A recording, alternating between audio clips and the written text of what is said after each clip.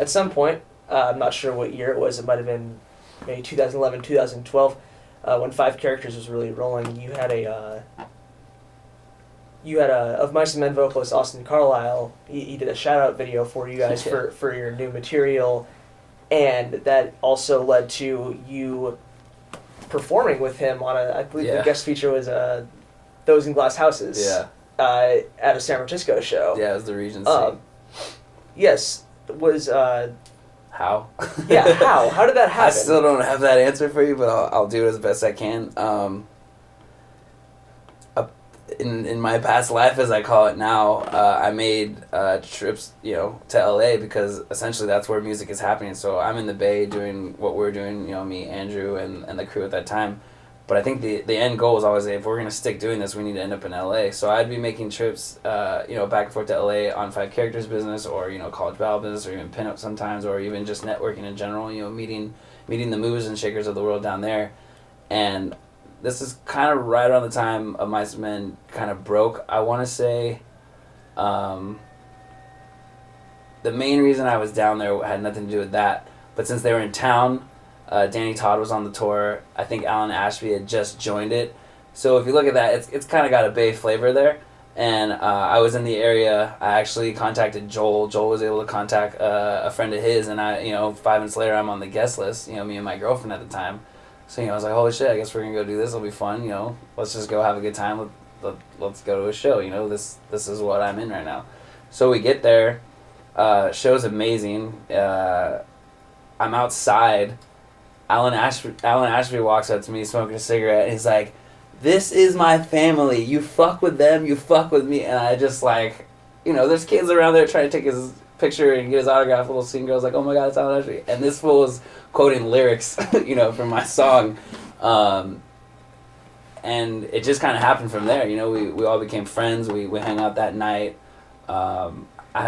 There's some crazy videos of us just being dumb, but I was never starstruck in that sense, but at the same time, I'm not stupid. I know who this is, And at that time, I think I was 3 days left on a Kickstarter. We were trying to raise money to get our new EP out.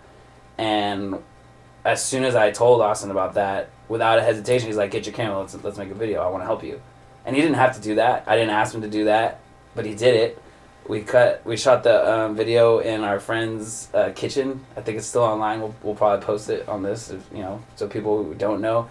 And, he did his thing. He killed it. And I remember posting that the next day and my phone just going off. New Twitter followers, new Facebook likes, donations. And we were trying to get over the hub. And for those of you who don't know, Kickstarter, you should know, it was a fundraising platform. And if you didn't raise all your money, you didn't get it.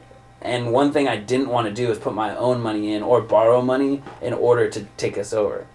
So that campaign was that campaign. All those contributions are 100%. Whether it's from friends, family, or supporters, or fans of Mice and Men, they got us over the hump. We were close, but as I was promoting the Kickstarter, I started really getting into my networking flow, and when you do that, you attract.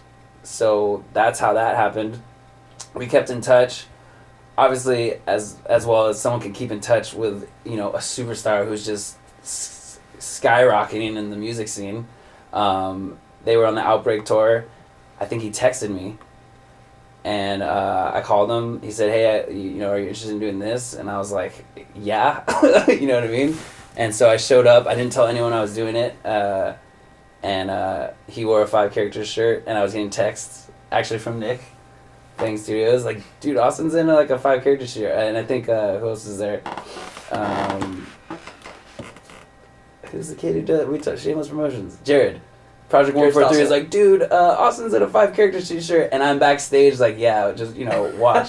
So I come out and do the last half of the song, and then I guess ever since then he's always been a supporter, and he said he was gonna help, and it kind of worked out in ways. But I also understand that he can only do so much because at the end of the day, no one knows what that life is like until you're in that realm. Do you guys still keep in touch, or is it just since you've moved on from band life, it's kind of fizzled out? The last time I talked to him, I was in LA again. It was that big festival in Anaheim that pretty much everyone's at.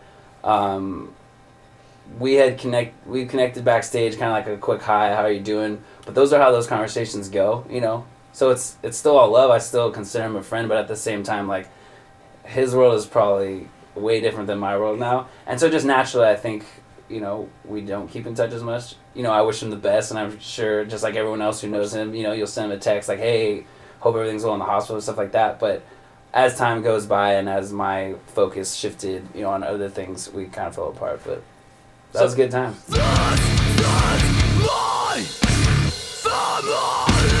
family.